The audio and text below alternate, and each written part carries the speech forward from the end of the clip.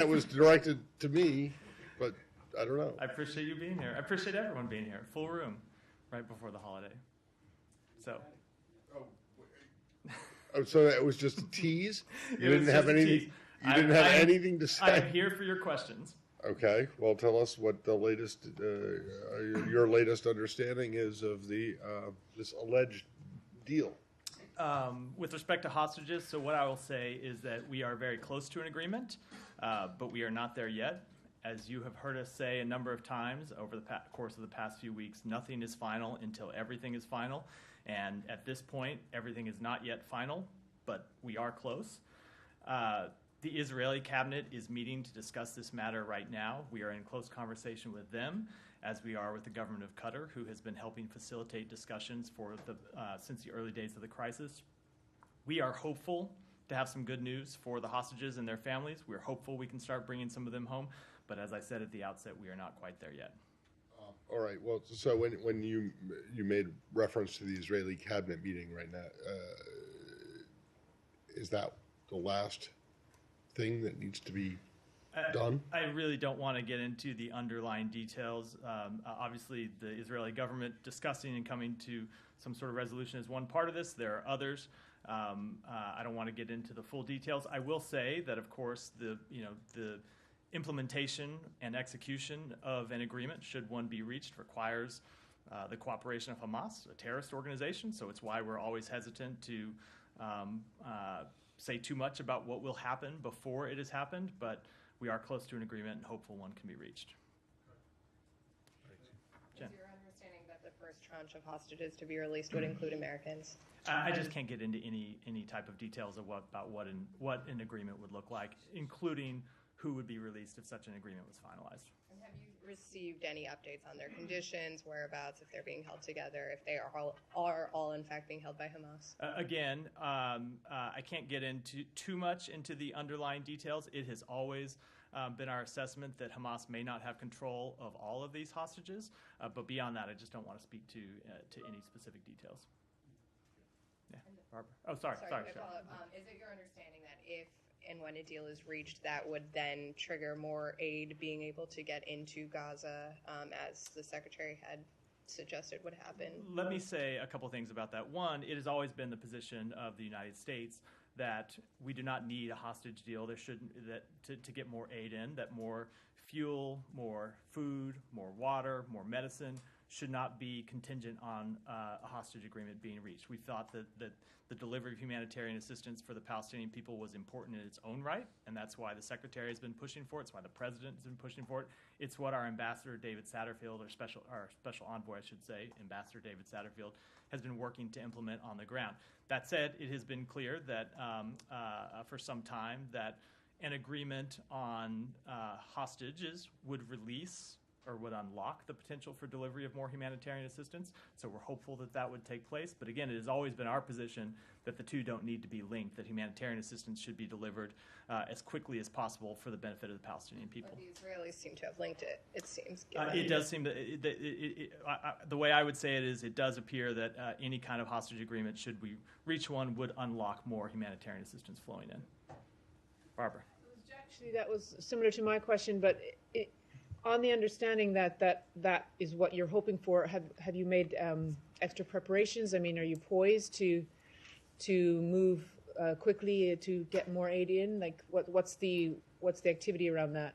We have been working to not just related to any hostage arrangement. We have been working independent of that to facilitate the delivery of more humanitarian assistance in. And so you have seen U.S. aid fly more humanitarian assistance into Egypt to have it pre-positioned so it could go into Gaza. Some of that aid has started to move. We've been working with other international donors to facilitate the delivery of aid to Egypt to go in through Rafah. And then, of course, there's a screening process that has been a bit of an impediment to the fast delivery of aid.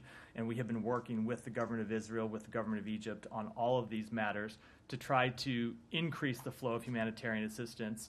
You saw a breakthrough last week, an initial breakthrough, when we saw an agreement to deliver fuel in, which of course is important to ensure that water can be desalinated. It's important to ensure that there's electricity for hospitals. It's important to ensure that the implementers, the organizations that actually deliver the humanitarian assistance inside Gaza, once it goes through Rafah into Gaza, that they can deliver it to the people who need it. So we have been pushing all those things independent of any potential hostage arrangement, and will continue to do so.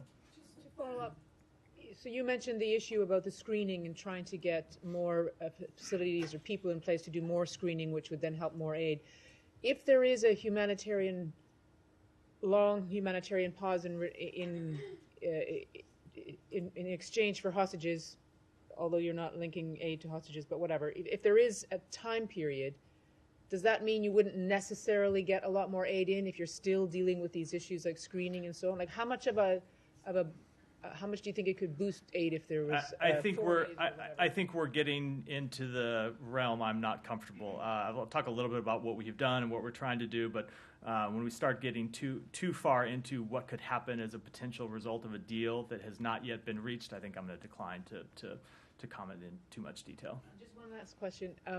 The Israelis beginning their southern offensive, and you've talked about wanting to make sure there's better arrangements in place for protection of civilians. Have you been asking them to delay their southern offensive until that's ready? I mean, they've already kind of started anyway, but where are things at? So I won't get into too much detail about the private conversations that happen between our two governments, but we have made clear to them, as we have made clear publicly, that we think they should not commence with further activities in the South until they have taken the proper steps to account for the humanitarian needs there. There are several 100,000 people who have moved from the north to the south before any military offensive begins there. We would want to ensure that those people are properly protected. Saeed, go ahead. Thank you. I just want to follow up on a couple of things that Barbara raised, but before that, I want to state for the record that the poet, Mus'ab Abu Toha, whom I raised yesterday, he was actually released today by the Israelis, and I like to think that you guys had something to do with that, and he will be on his way to Egypt so he can come back to the United States with his family. On the issue of the deal itself, now we're talking about the issue of what itself? The potential deal. Oh, the deal. The potential deal, that could or may not happen.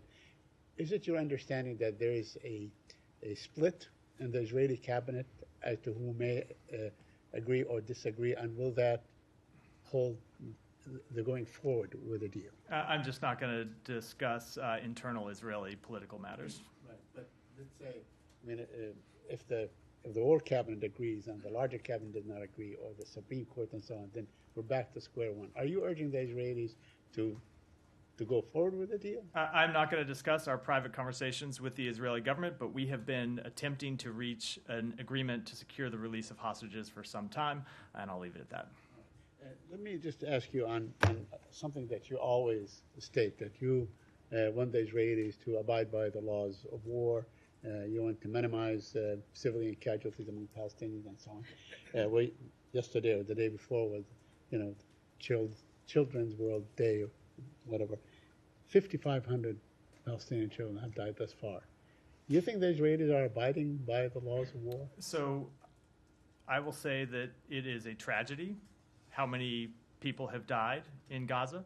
It's a tragedy how many children have died, especially. As the Secretary has said, it is our belief that far too many Palestinian civilians have been killed as a result of this conflict. We continue to engage with the government of Israel about steps we believe they should take to minimize civilian casualties. It is an ongoing conversation between our two governments, and we continue to engage with them on every possible measure they can take to ensure that civilians are not in harm's way as they conduct legitimate military operations. And I do want to remind everyone again that the reason why this is so difficult even in most conflicts, is because Hamas embeds itself inside civilian targets. And so Israel faces this difficult situation where there are legitimate military targets, terrorists who launched an attack against the Israeli public and who have said they want to continue launching terrorist attacks against the Israeli public, and in fact continue to launch rockets, even in the past few days, against the Israeli public. And Israel has a right and obligation to take military action to try to bring those terrorists to justice. But their burden is in no way lessened to minimize civilian harm. And so that is what we continue to emphasize to them in all of our conversations with them, including concrete steps about how they can do that.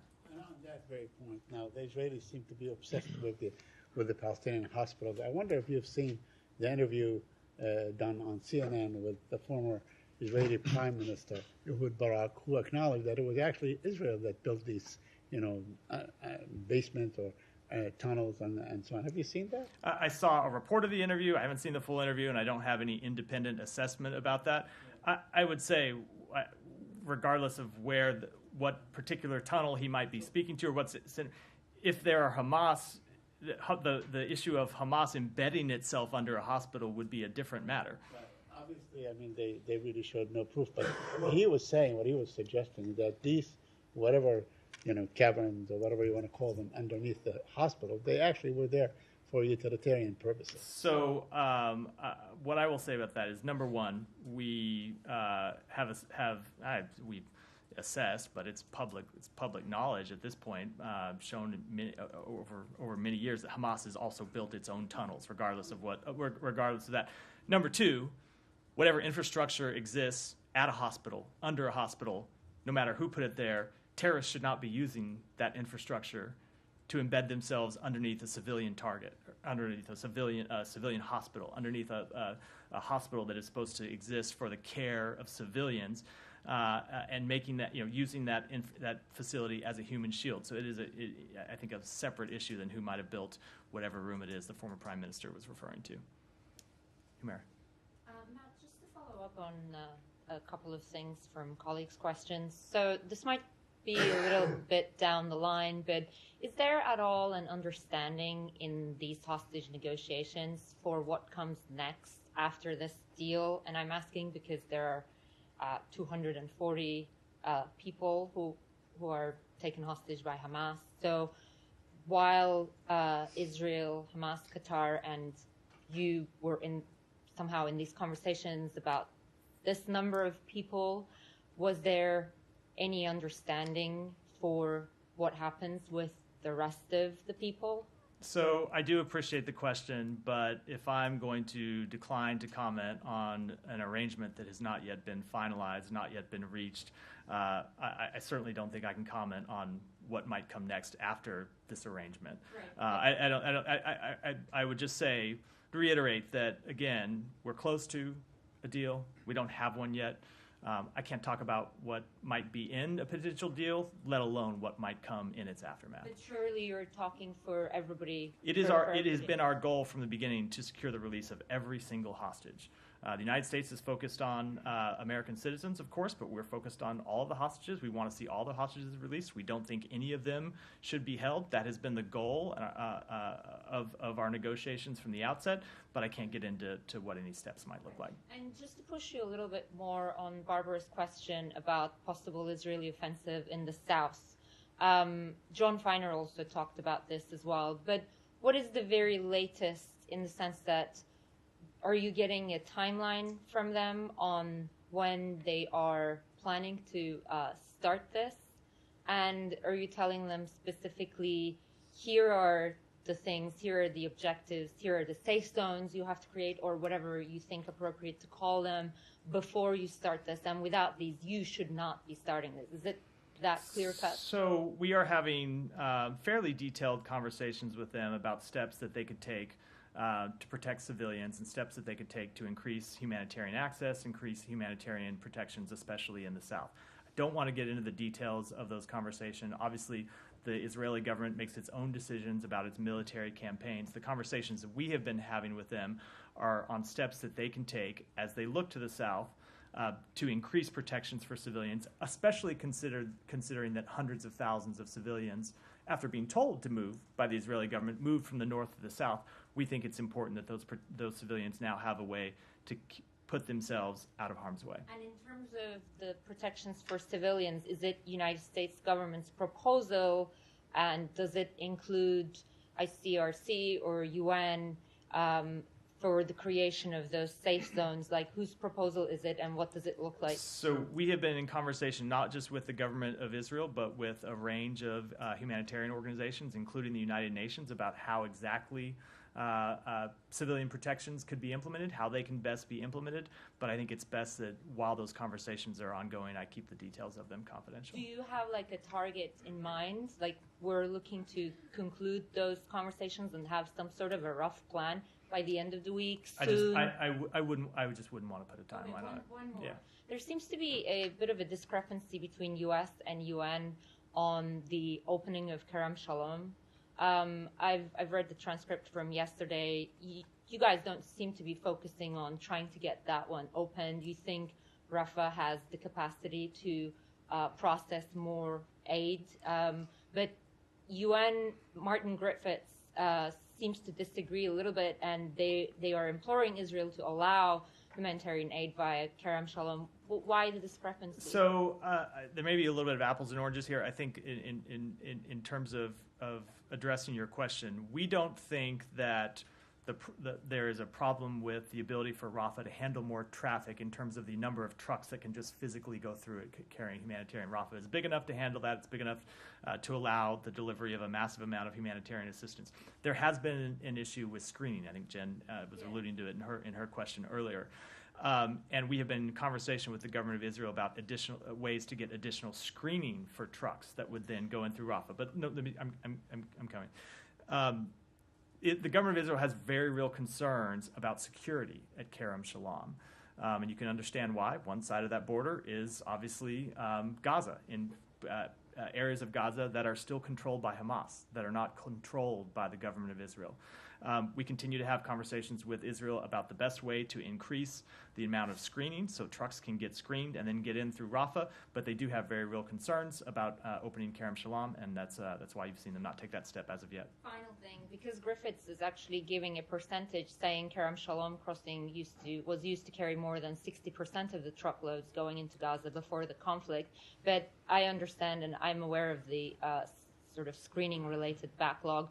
U.S. is not pursuing this actively with the Israelis, is what I'm understanding from you, the opening of that. The point I'm making is that we think Rafah is sufficient for the delivery of humanitarian assistance. That is a separate question from screening. We want to try to get screening back online and open, but we think Rafah Gate at this point is the appropriate way to get assistance in. Go ahead. Thank you, Matt. Correspondent Farah Amar, she was colleague as well, and cameraman Rabi' Amari were killed by an Israeli attack in south of Lebanon. It was a direct attack because it was carried by a drone. And drone, you have a camera, you can see who's on the ground. They were under a tree waiting for her turn to go on live on TV. Well, there was a comment from the manager of the Mayadeen channel, who happened to be their boss, that Israeli government decision this month to block access to channel's website, and this attack targeted them. Last week, almost my colleague Nakhla Adaimi could have killed as well. The missile passed by him, and there was a convoy of different stations, Al Jazeera, Al Arabiya, all kind of stations, Washington Post in Beirut. They were checking some of the areas, a tour by the UN. So how Israel is obeying the rule of law if it's attacking directly journalists to punish them or silence them?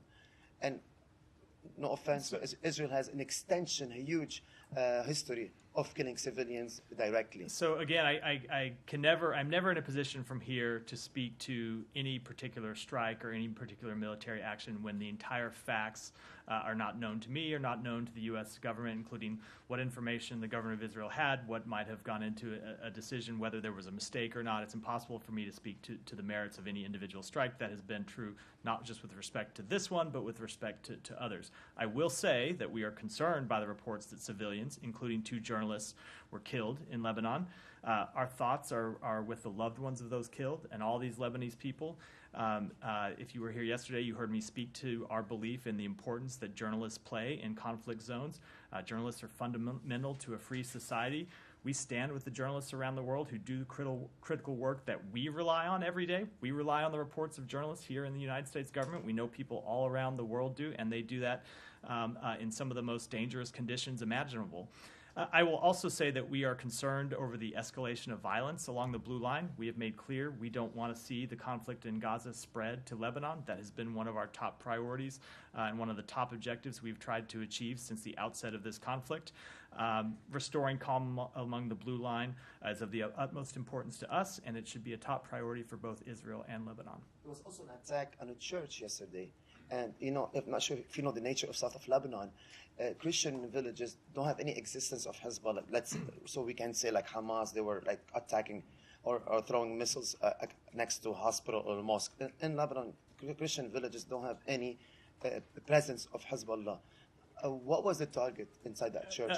So who was holding accountability? I know you're putting so much pressure on the Israeli government. No, I understand, but when you ask me that type of question, it was not an action carried out by the United States government. It's not a question I can answer, and I'm not able to offer an assessment about an individual strike. You are supplying Israel over $14 billion of military aid. But when it comes to a specific strike where it's not an action that's taken by the United States government, and I don't have all the available information, it's not something I can offer an assessment on. Why the last Go question? ahead, yeah.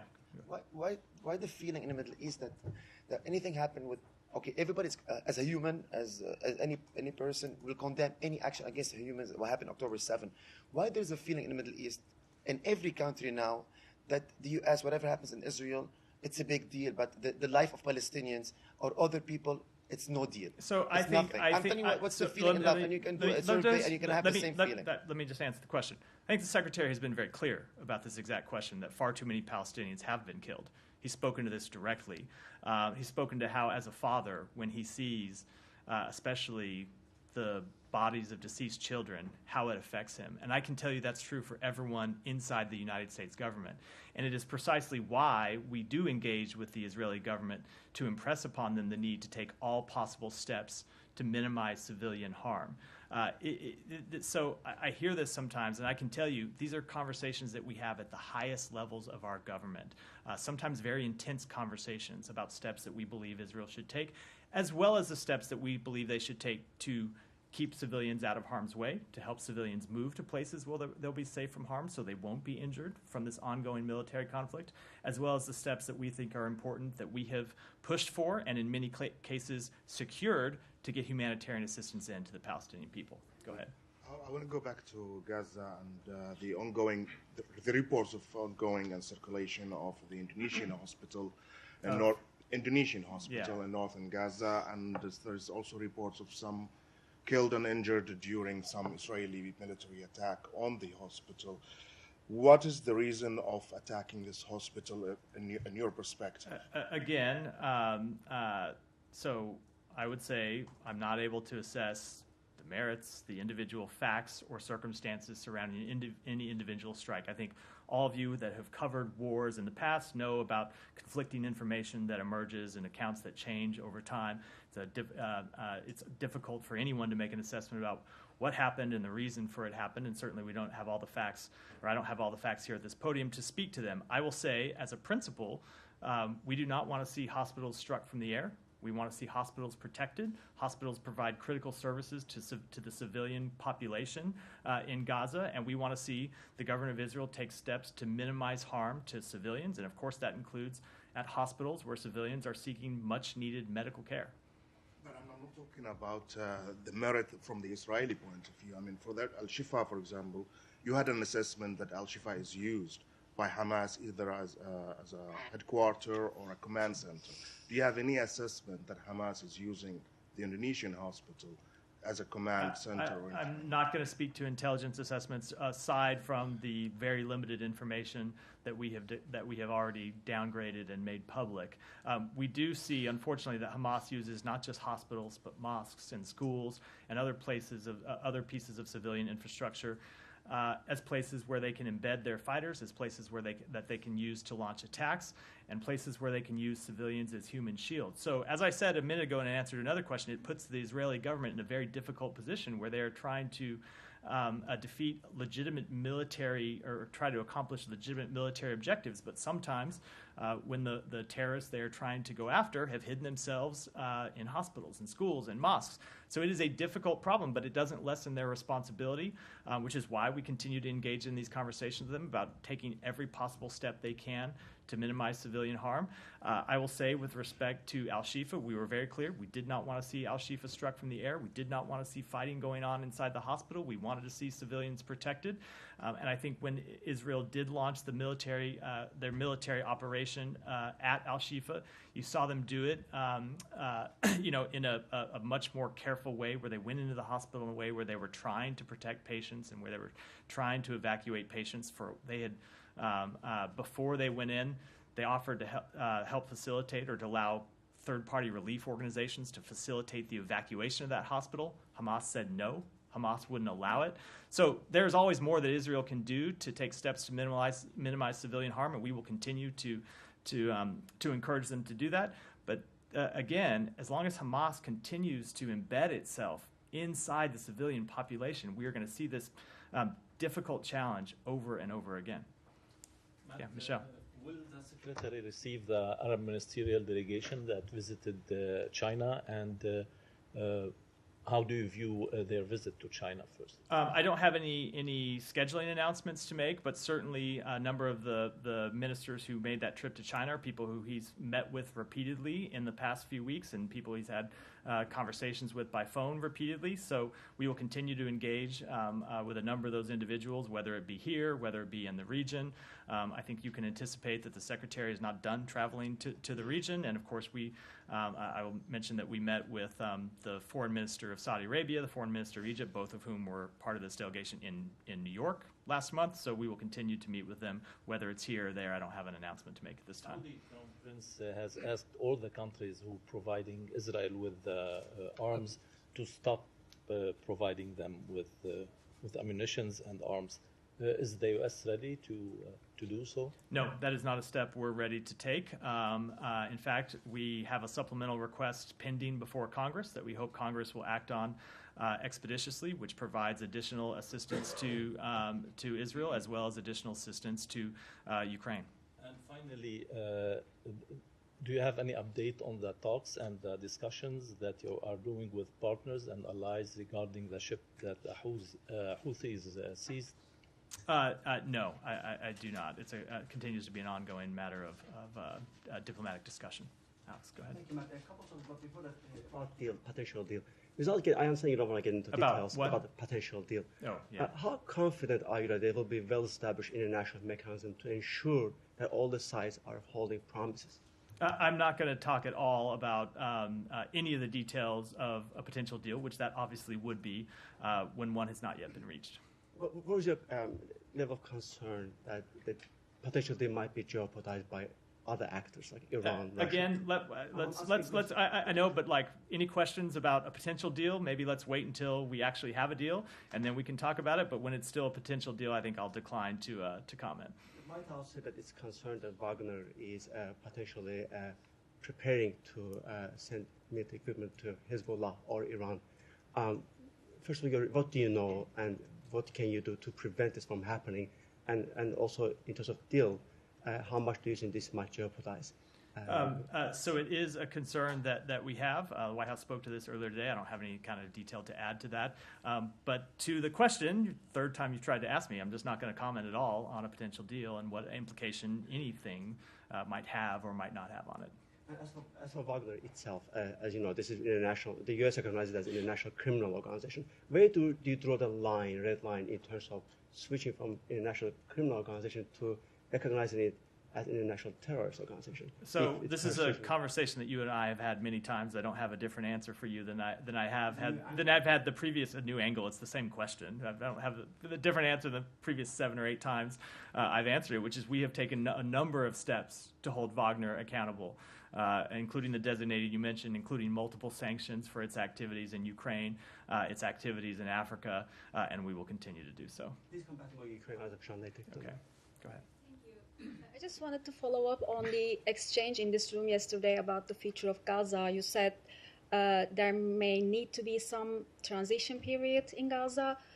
Can you clarify what do you mean by a transition period, and who will govern Gaza during this transition period? Again, we're getting this is a little cart before the horse, as some of the questions about Hostages have been what I meant with respect to a transition period. This is something the Secretary has spoken to. First, let me back up and say that we have outlined some clear principles that we believe ought to apply to the future to the future status of Gaza when this conflict is over. Been through those principles. No reoccupation of Gaza. No control of Gaza by Hamas.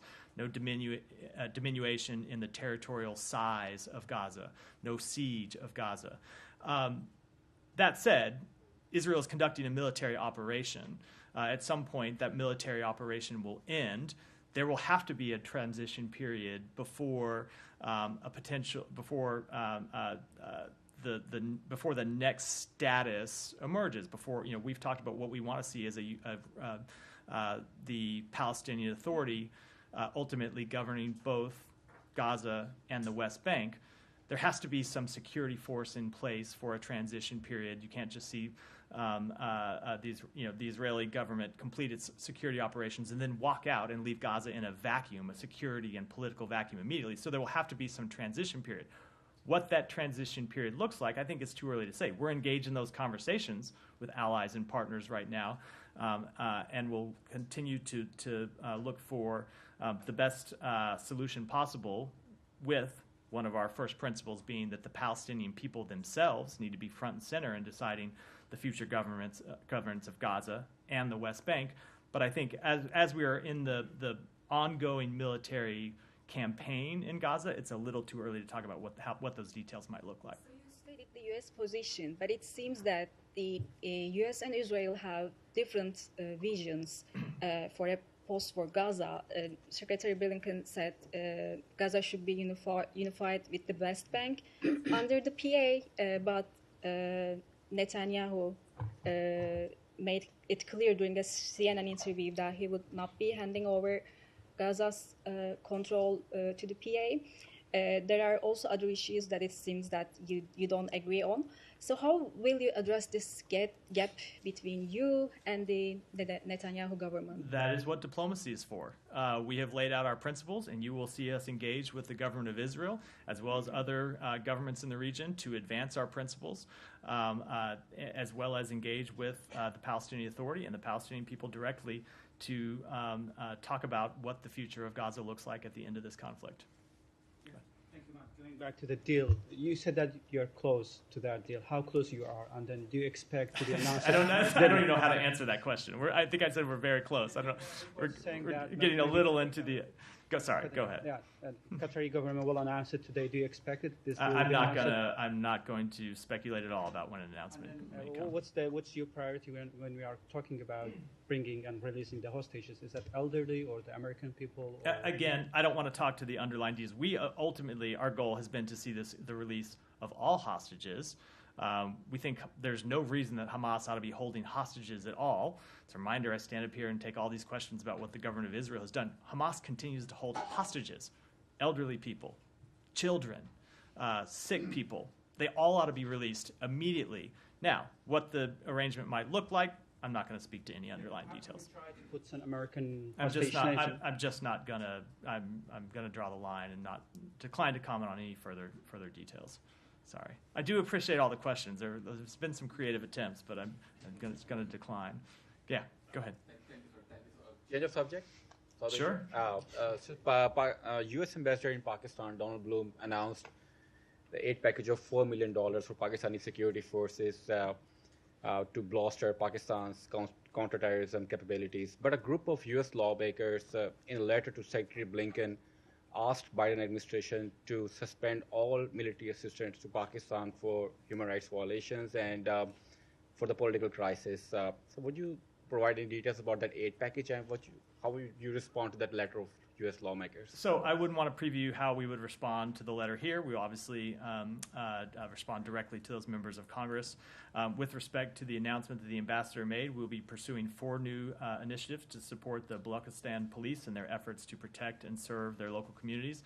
We're going to provide $4 million in assistance to expand the anti-terrorist force training facility, $2 million to repair or replace 10 flood-damaged police stations, $2 million to construct 10 new police stations that incorporate the same model to improve service to women, girls, and all Pakistanis, and then an additional $250,000 in equipment to protect law enforcement officers in the course of conducting their work. These initiatives build on more than 40 years of partnership between the U.S. mission in Pakistan and the Pakistani government on civilian security and rule of law.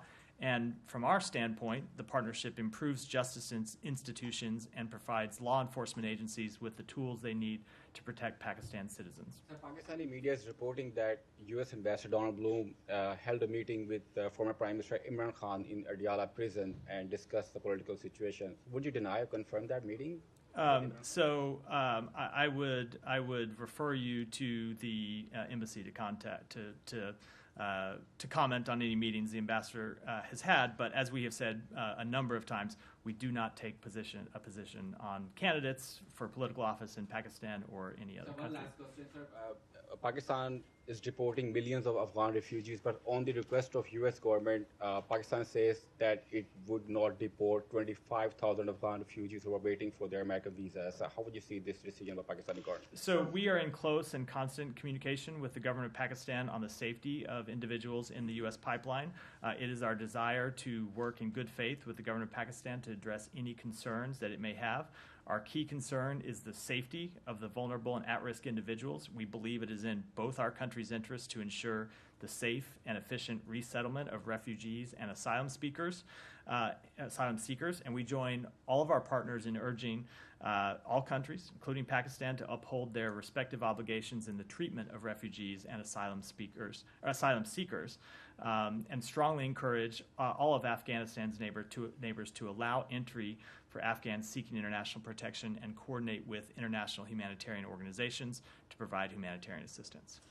Can I have a follow-up? Sure. Yeah, go ahead. Could you give us a sense of numbers on how many Americans, Afghans we're talking about that would be in this pipeline? I don't have a number at my disposal right now. I'd be happy to follow up and see if we can get it for you. I just don't have it at my fingertips. Thank Go you ahead. so much. So I'll stay in subcontinent. Just to make sure, do you think that the choice of violence by the Nationalist Party in Bangladesh is contributing to the undermining the democratic process in Bangladesh? So we want to see a free and peaceful election in Bangladesh. We want to see the elections carried out peacefully. That has been our policy, as I've made clear a number of times from here. Thank you for that. Will you condemn, I repeat, will you condemn the political violence orchestrated by the BNP to the context of human rights that you care about? I think I answered that with my previous answer. Go ahead. Thank you very much. Yeah. I have a question on Russia and one on the U.S. There is a media report that President Biden will not be attending tomorrow's virtual G20 summit. Who will be representing the U.S. tomorrow? So I will let the White House speak to the president's schedule. I don't have any update on that. Okay. And I have one more question on CTBT. Mm-hmm. So as you know, Russia has withdrew its ratification of the treaty, and following that, Secretary Blinken said that the U.S. remains committed to achieving the entry into force of the treaty. Can you please clarify, has the State Department done anything over the past 2 years to advance this goal and to work with the Senate to ratify it? Let me take that one back and get you an answer. Go ahead. Go ahead. Yeah. You. Yeah. Sorry. Go ahead. With Nicaragua pulling out of the OAS, the Organization of American States, I saw your tweet. I saw the State Department's reaction to that, the letter. But how much more difficult is it now to hold the Ortega regime responsible for human rights abuses now that they're out of the OAS? We believe, so I will say that we will continue to call for the release of political prisoners in Nicaragua. We will continue to work with our allies and partners in the region. We do see them trying to avoid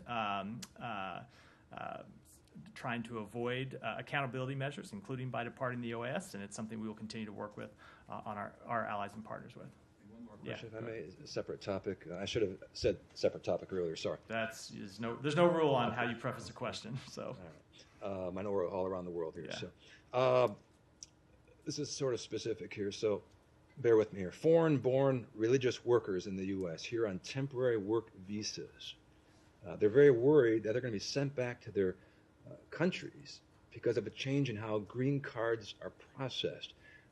Basically, they have to wait in a longer line to get their green card, but they're worried in the meantime their temporary work visa will expire, and they'll be sent back to their country of origin. Bottom line is they're worried their flocks are going to be left behind, their congregations are going to be left behind. Does the State Department share those concerns with those religious workers? Are you aware of that? You are right. That is a very specific question. Let me take it back and get you an answer. Shannon, go ahead. Thank you. Your counterpart at the NSC, John Kerry, was also very careful, but he did say that the State Department might play a role in processing any released American hostages that might want to come home, suggesting it might look like the way non-hostages coming out of Gaza are processed by consular officers. Can you say anything more? All I would say is that with respect to any released hostage, it would be the same as with respect to any American in the world who needs assistance. We would provide them whatever consular assistance we can, and that obviously is true for any released hostages. And on the Americans in Gaza, do you have an updated number of how many are seeking to leave the enclave? It is still, we have gotten around 800 American citizens, legal permanent residents, and their family members out. I don't have any update in terms of the numbers who are seeking to leave from the number I gave yesterday, which was around 1,200. But again, that's not the number of American citizens. That's American citizens and family members and others. Alex, go ahead. Back to Ukraine, if you don't mind. Yeah. Today marks 10 years since Ukraine's revolution of dignity. Just want to give you a chance to speak to that. The Kremlin keeps calling it a quote-unquote foreign-sponsored coup. And separately, Russian foreign ministry officials also today were quoted as saying that the coexistence with Ukrainian current quote-unquote regime is not possible. What is your understanding? Say that last part again. The coexistence with Ukrainian regime is not possible, they say. What is your understanding of what they are saying here, and what is your reaction? So I think my reaction would be is that you continue to see the Russian government make outrageous and unacceptable statements about Ukraine.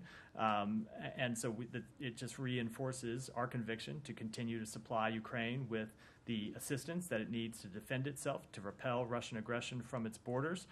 We've seen Russia make, and that applies to the first part of your question as well, the amount of Russian propaganda that we hear about Ukraine didn't just start this year or last year. It has been going on for a number of years. And it reaffirms, as I said, our commitment, and I think heightens the need for Congress to take action to pass the supplemental request that we've sent up to Ukraine. The Secretary just today had a call with his G7 counterparts to talk about additional steps that we are taking through the United States, and we are taking in concert with our allies and partners and in cooperation with the government of Ukraine to try to harden Ukraine's infrastructure in advance of the winter. Last winter, we saw Russia striking energy sites, trying to take them down in Ukraine, and so we are working with Ukraine to try to harden its infrastructure in advance of this winter. As you can offer in particular about Maidan's anniversary. Just what I already said. Go ahead. Yeah, Alex, that's a few. That's about it. Go ahead, and then we're gonna wrap here. Go ahead. Thank you, Matt. Go ahead, and we're gonna have to wrap up. This morning's North Korea missile launch. I understand NSC put out a statement saying you guys are still making assessments, but according to Yonhap, North Korea is claiming that it successfully put a spy satellite in orbit. So are you able to confirm whether or not the launch was successful? And if so, how does this change the security situation in the region and for the U.S.? So I cannot confirm that assessment. It is still something that's ongoing inside the United States government. I can say that we condemn the DPRK's unlawful launch of a military reconnaissance satellite on today. This launch utilized ballistic missile technology, which includes space launch vehicles. It violates multiple United Nations Security Council resolutions, and we will continue to work with the international community to send a strong signal to the DPRK that its actions will only intensify its isolation as it undermines stability and prosperity on the Korean Peninsula. Can you say how concerning it would be if North Korea had a spy satellite? I'm just not going to speak to that before we've made a formal assessment. And with that, we'll wrap for today. I hope everyone has a safe and restful and peaceful Thanksgiving. Thank you all.